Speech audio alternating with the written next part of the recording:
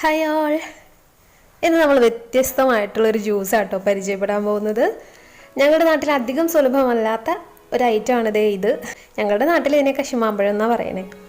ഇത് വെച്ചിട്ട് ഈസി ആയിട്ട് തയ്യാറാക്കാൻ പറ്റുന്ന ഒരു വെറൈറ്റി ടേസ്റ്റി ആയിട്ടുള്ളൊരു ജ്യൂസാണ്. അതിന് ഞാനിവിടെ കുറച്ച് കശുമാങ്ങ എടുത്തിട്ടുണ്ട്.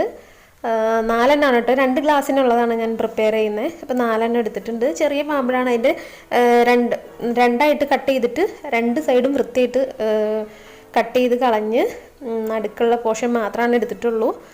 ഇതിൻ്റെ കൂടെ നമുക്ക് കുറച്ച് ഇഞ്ചി, 2 കാന്താരി മുളക് ഞാൻ എടുത്തിട്ടുണ്ട്.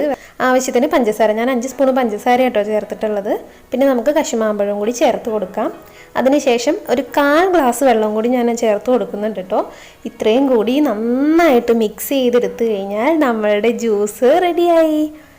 അതിനുശേഷം ലാസ്റ്റായിട്ട് നമുക്കൊരു ചെറിയ കാര്യം കൂടി ചെയ്യാനുണ്ട്. അത് ഞാൻ എന്താണെന്ന് പറഞ്ഞു തരാം കേട്ടോ.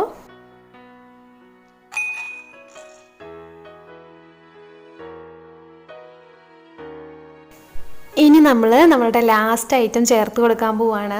ചെറുനാരങ്ങ ജ്യൂസിന് മുകളിലായിട്ട് ജസ്റ്റ് അതൊന്ന് ഒഴിച്ചു കൊടുക്കുക. മിക്സ് ചെയ്യരുത് കേട്ടോ.